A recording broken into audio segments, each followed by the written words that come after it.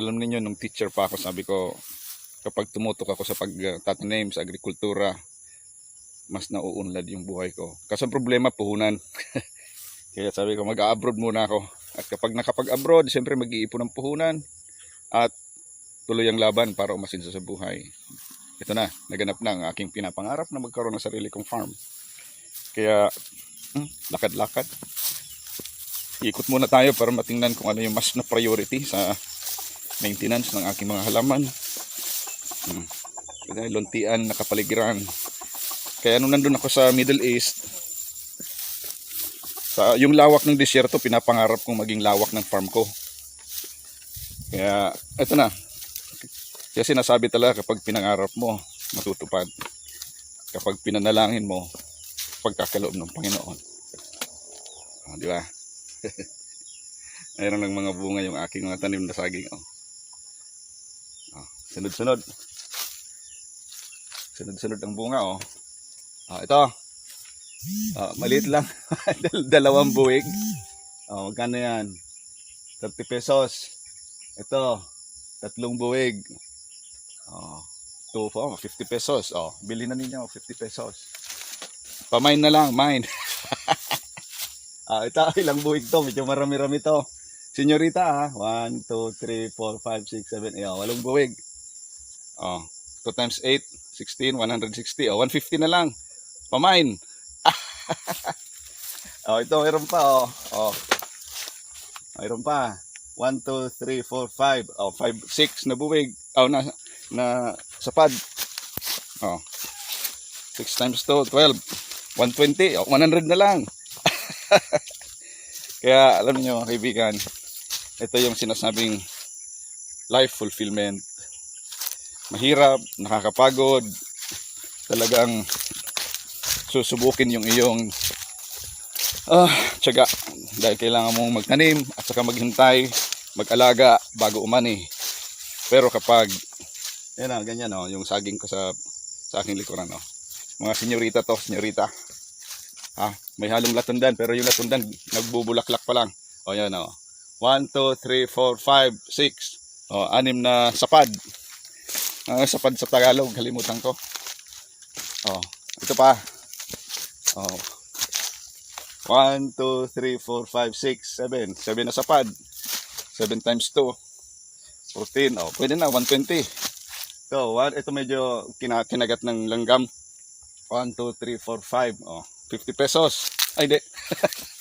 2 times 5, 100. Pwede ng mga, may mga damage. Sige, 50 pesos. Mine. Yan mga kaibigan Pati sa papaya. Namimitas ako ngayon. At tingnan nyo. Ito, papaya. Yan, pamain. Ito, yung 1 kilo siguro. Pwede 30 pesos. Mura yan. 30 pesos. Per piraso. Sabi, pwedeng 20. Pwede. Yung medyo ito, maliliit. Pero makapalang laman yan Red Lady variety. 30 pesos, 20 pesos. Yan, murang-mura. Ito, bilog. Napakatamis niyan. Isang variety to, Red Lady, pero may lumalabas na bilog. At saka pahaba. Yan mura lang. May tumawag sa akin. Customer. Ayos. Bibili daw sa bahay. Nagbibenta si Mrs. Kontakin nyo Kapag nag-post ako sa Facebook, nakatag si Mrs. Kontakin nyo si Mrs.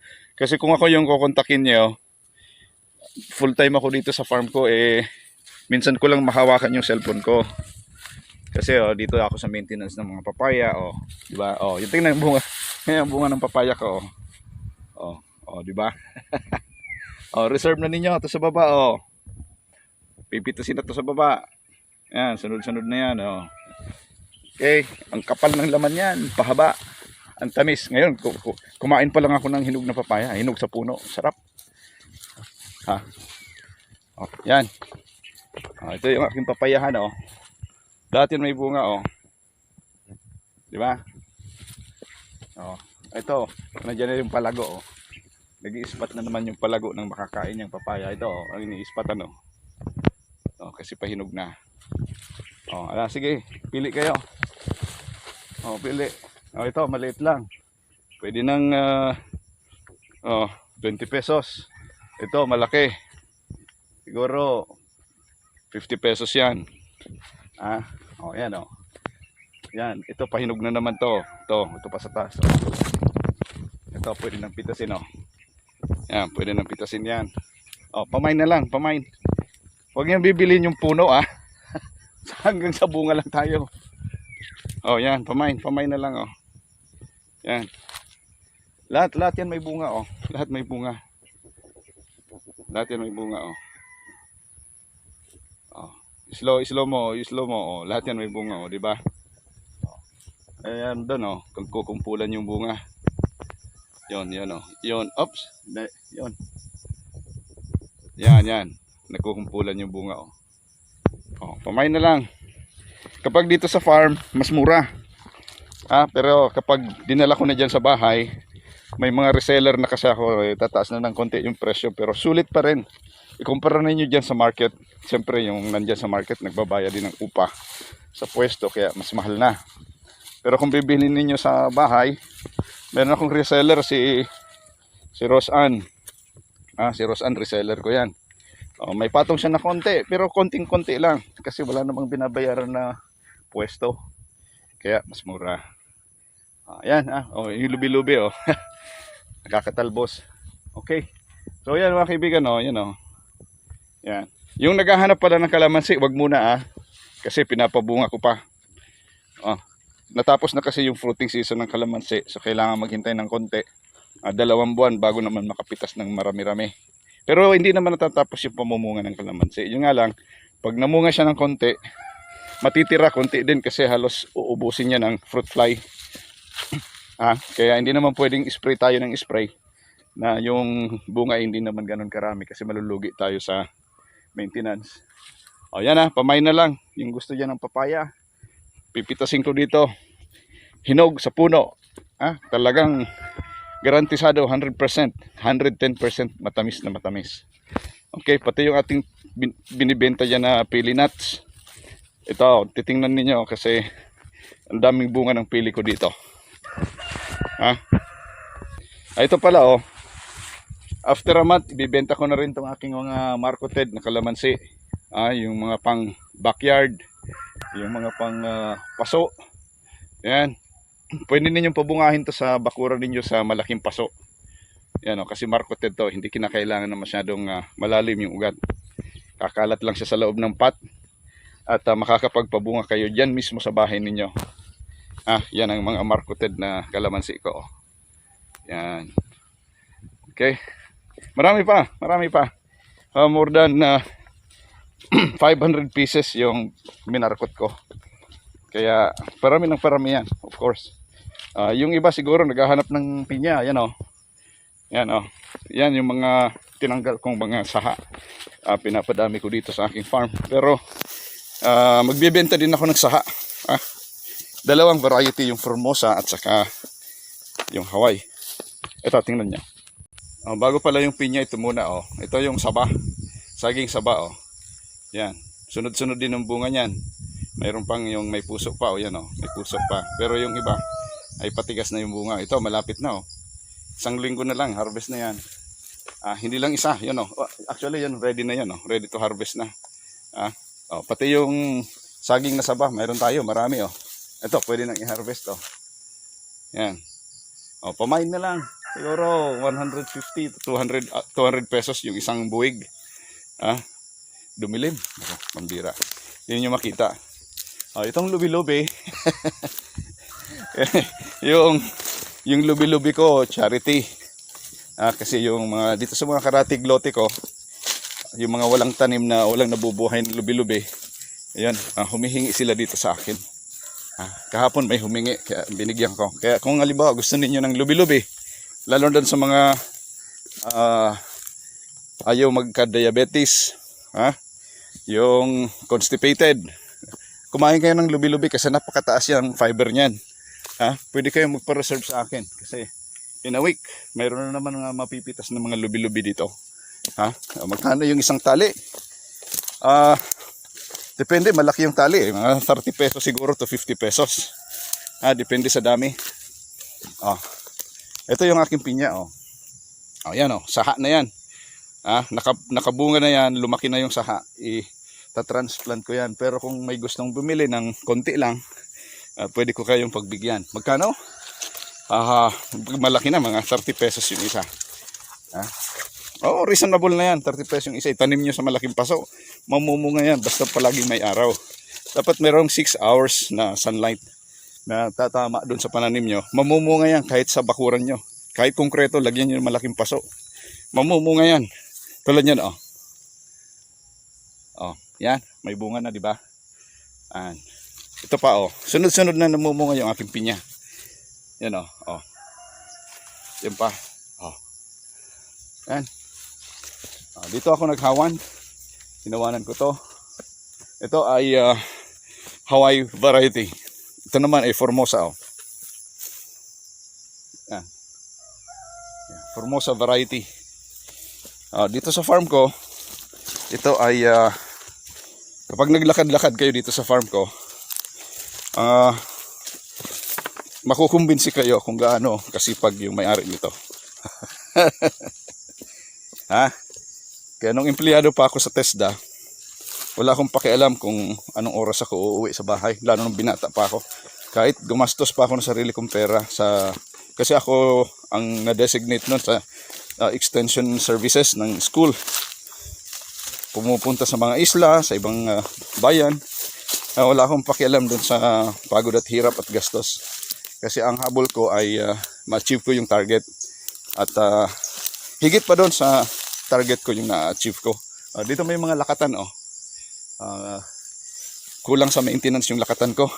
Hindi ko na nai-spray. Pero kukunan ko yan ng mga subual o kaya saha para makapagparami ako. Mahal kasi yung binhi ng lakatan. At sa aking observation, mayroon nang namunga doon. Hindi ganong maganda yung bunga, maliit. Kaya kailangan ng dagdag na pataba. Okay. Pakita ko sa inyo yung pili. Wait lang. Ito pala, mayroon akong lansones, oh. 15 puno ng lansones. Pero yung nag-prosper ay siguro mga 35 na lang. Yung iba bansot, yung iba namatay. Ito, oh, yung lansones ko. Ito. Hindi pa ganong malago. Pero kung ano to, mahigit isang taon na. Ito, nag-prenoning ko. Yan. Mabagal ang pagtubo ng lansones ikumpara sa rambutan. Ang rambutan, napakabilis. Kasabay yung tinanim, halos pares kalaki yung seedlings. Pero yung rambutan, malapit nang mamunga. Few months na lang mamumunga. Siguro by summer. This summer. Posibleng mamulaklak na yung aking rambutan. Pero yung lansones, wala pa. Siguro mga 5 years pa siguro bago mamunga. Matagal ang growth development ng lansones. Parehas yan grafted. Parehas grafted. Okay, nandito yung suwa ko. Suwa. Yung pili. Tingnan yung bunga ng pili, oh. Kung kaya kong i-zoom in. Hindi pa ganong malaki yung pili ko dito, pero tingnan yung bunga sa taas, oh. Matindi yan. Matindi.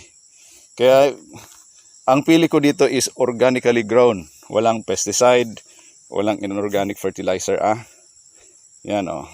Ang dami niyan mamunga. Medyo maliliit pa yung mga puno pero lahat yan namumunga. Yan, oh. I-zoom in ko ulit. Hindi na kaya. Ayun. Yan, oh. Tingnan niyo yung bunga, oh. Sa Bicol, nagarakoy ang bunga. Sa isang tangkay, napakarami, oh. Napakarami yung nabuo ng mga bunga. Yan ang puno ng pili. Kaya yung iba sa inyo na namamahalan siguro ng pili nut candy, dapat maintindihan nyo kung ano yung proseso. Kasi hindi gawang biro yung pagpitas niyan. May mga taong nahuhulog dahil lang sa pamimitas. At saka pag napitas na, babalatan. Pabubulokin yung balat para matanggal ka agad dun sa nut, sa shell. At saka bibila din sa araw. Parang palay. Para kapag krinak mo yung shell, yung laman hindi dumidikit doon sa shell. Mga 3 araw mo yan ibibilad sa araw. Pag nabilad mo na yan pag nabilad ng 3 days, i-crack mo, buo yung nut sa loob. Hindi nadudurog. And then, pag naging nut na, yun na, ipoprocess na into candy. Maraming paraan ng paggawa ng pili nut candy. Yung aming binibenta sa ngayon ay yung pinakang healthy sa lahat kasi hindi gaanong coated ng sugar. Glazed lang. At hinahaluan namin ng honeybee. Honeybee.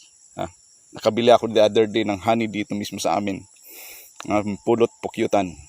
Yan ang hinahalo sa aming pili nut. Glazed pa lang sa ngayon. Pero after some time ay magpo-produce na rin tayo ng ibang flavoring o ibang paraan ng pagluluto para masut natin yung inyong taste buds. Okay? Yan. So yan mga kaibigan, kung gaano ka-busy yung may-ari ng farm na to. Hindi mga damo yan, kundi mga kamuting kahoy. May mga galang bayabas, hinahayaan ko na lang kasi pag namunga yan, sunod-sunod. Doon may mga saba pa. Kamuting kahoy, saba, doon pinya, rambutan, mga fruit bearing trees, halo-halo na, kalamansi. Ang kalamansi ko dito, yung matayog na, nasa 215 puno. Yung second ay 200. Yung pangatlo, mas marami. Nasa mga times 2, 300 na puno din, additional. Bala na kayo magkwenta-kwenta. Kasi ganon yung aking panaginip noong araw. Talagang yung sabi ko, yung disyerto pinapangarap kong maging farm ko. Kaya andito na ako ngayon sa sarili kong farm. Although grabe yung hirap na pinagdaanan natin para ma-acquire natin to. At saka nabitin din ako sa budget. Nabitin ako sa financial resources, kaya sa halip na mag-maintain ako ng tauhan ay ginagawa ko ng kusa yung maintenance para hindi ako malugi o hindi ako maubusan ng alam mo, may pamilya namang nakasandal sa akin, so kinakailangan mabalance ko lahat ng aking expenses dito sa farm at yung pangangailangan din ng aking pamilya. Kaya yan, ito yung aking mga bagong tanim na kalamansi. Mahigit 50 pieces. Dati tinamnan ko ng kalabasa, kaya naka-plastic mulch. Ngayon tinamnan ko ng kalamansi at saka busitaw. May mga busitaw na yan dyan, Yan, busitaw. Intercropping ako Yan. Intercropping, companion planting, multi-cropping, integrated farming. Kasi may mga alagang manok din ako. Wala pang baka, kambing. Inalis ko muna yung baboy kasi nakakasakit dito yung mga baboy. Kaya yan Ayan. Kung kahit saan ka tumayo, lumingon-lingon ka sa paligid. Lahat yan tanim. Lahat yan mga pwedeng mapakinabangan. Okay? Thank you very much. Tangkilikin po ninyo yung bunga ng ating mga pagpapagod. Sapagkat hindi lang kayo nakakatulong sa akin, pati sa lahat ng mga magsasaka makakatulong kayo because you're appreciating the fruit of our labor. Kaya kung halimbawa may nagtitinda sa inyo, naglalakaw, huwag ninyong babaratin kasi yung pagod at hirap nila hindi nila binabarat. Maraming salamat. God bless you all. Bye-bye.